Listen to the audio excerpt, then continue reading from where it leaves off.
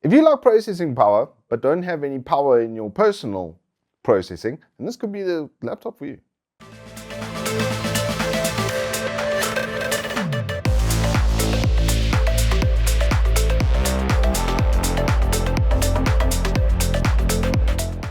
Good afternoon, welcome to Turbo Tortoise Tech. If you're new here, I'm Reese of the 4-piece variety Walkie Triple XL, and we have the MSI Thin 15 on deck this last week, and it's a very unique approach to laptop. Actually, it's the approach for mobility to laptops because this is under 2 kilograms.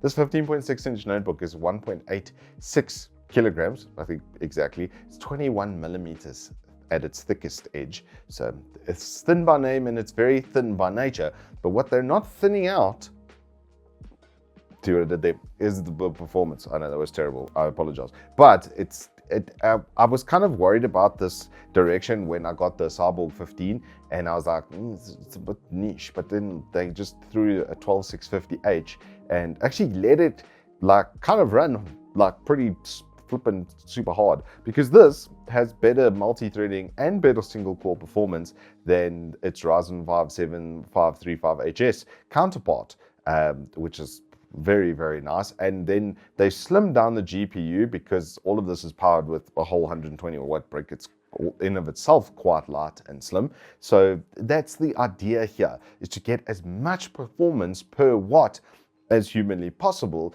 with a slight emphasis towards CPU processing power, as you'll see when we get to the performance results. But let's start off with the build itself. So it's very clean and sleek and simple, and that's what they're going for. There's absolutely nothing on the back panel besides an MSI logo and just brushed aluminium finish. If you look around the bottom, it's where kind of the design cues are, and a lot of it's for pathing of air, because it's got a unified cooling system for CPU and GPU, all really being stacked and pushed out on your top right hand side on your screen over there. You'll notice that's where all of the heat pipes and such are located. The port setup on this sucker is what I would call comprehensive, and I'm starting to love this direction about getting some of the ports out the back. In this instance, there's only one, but it's a 4K ready HDMI. I can do 4K 30 hertz from that port over there.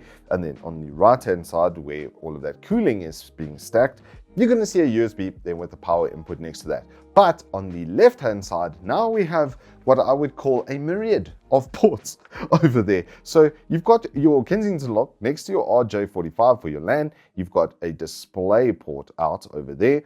Then you've got 2 USB 3.0s. Well, actually, I think they're 3.2s even now. And then you've got a split jack setup. Can you believe it? You've got headphone and mic out of the right-hand side, which is not something you see on laptops often these days. So it's got a little bit more Swiss Army knifing going on.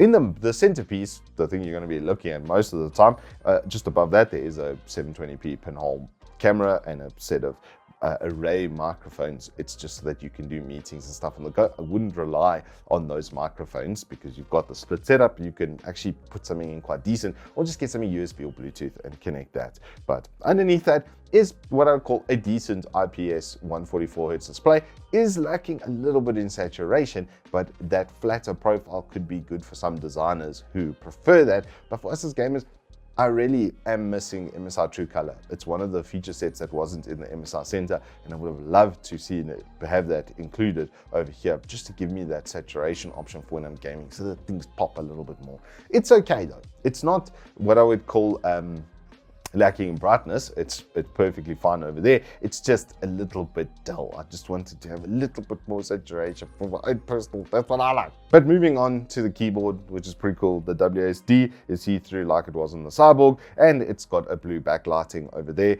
It's got cooler boost on the bottom right, which is a big plus. I absolutely love me some cooler boost. And then you've got your touchpad over there on the bottom. It is a little bit smaller, but it's not terrible. It's not like so small and dainty that you feel it's kind of unusable. We'll call it average. We'll call it average for that spec. So yeah, for the spec and price, these are very good averages to have, but it's not where this thing shines. Its one unique parting piece is this processor, like I've previously alluded to.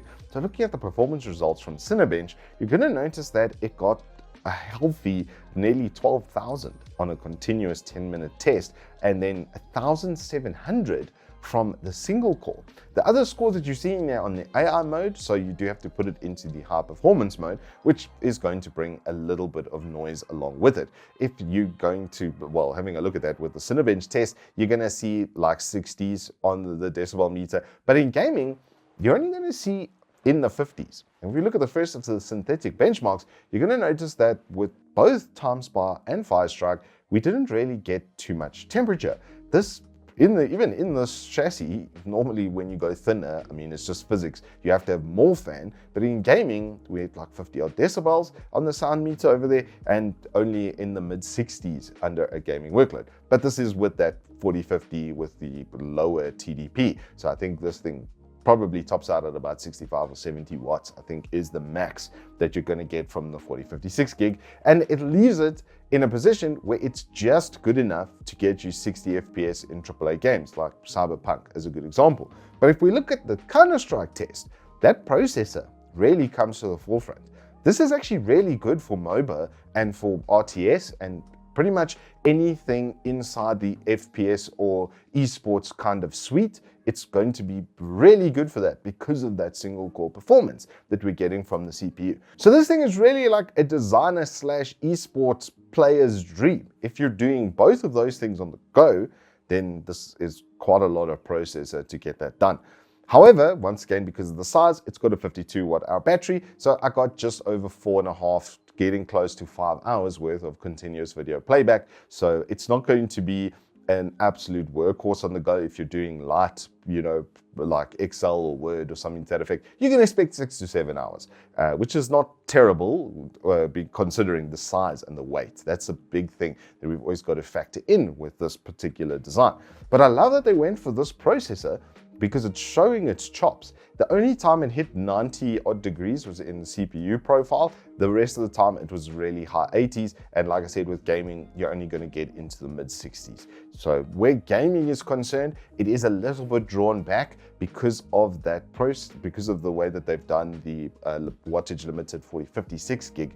But when it comes to esports titles and games, because of that flippin' processor just going and absolutely flying out of the gate with single core performance, it's really, really good for that. If you wanted to play like Counter-Strike on the go, Dota, League, these kinds of games, then it's going to absolutely eat through the esports titles. That's basically what it's built around in its functioning.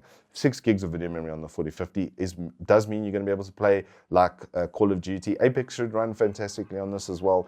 That's really its niche. It's corner that it's sitting in and going, okay, we can't beat the others on price versus performance with regard to AAA gaming, but we will take the crown for the esports titles because those lean more heavily on the CPU.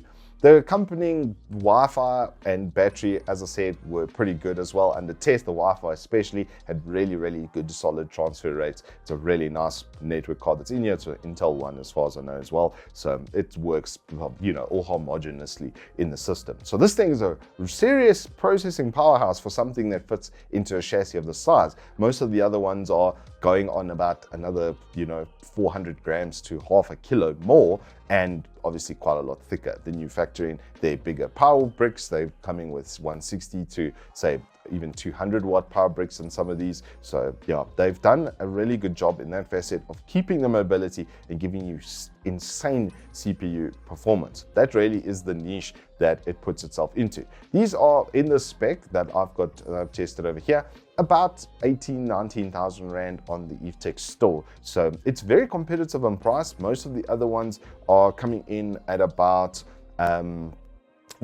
almost on the exact same price or a little bit more, as we've seen with some of the higher end 4050 units. They do demand a price just over 20,000 Rand. So I feel the price is pretty competitive as well. The only thing I'd like to see them change for a newer edition is just give us another, I would say 20 watts on the GPU. If there was a way to get the cooling performance to match with that, even if it's set at 70 or 80 degrees, that would just give you a better AAA gaming experience in general. But it's difficult with the physics that goes on because less space just means less surface area, means more fan curves. So I think they've balanced that pretty well considering the setup over here. So yeah, I like it. I think it's a little bit in a corner in a way, but for people that are just looking for a really sleek kind of notebook that can also play some games on the side and just really focus on its processing power, then look no further. If you're going from place to place and you're always going to have a wall socket next to you,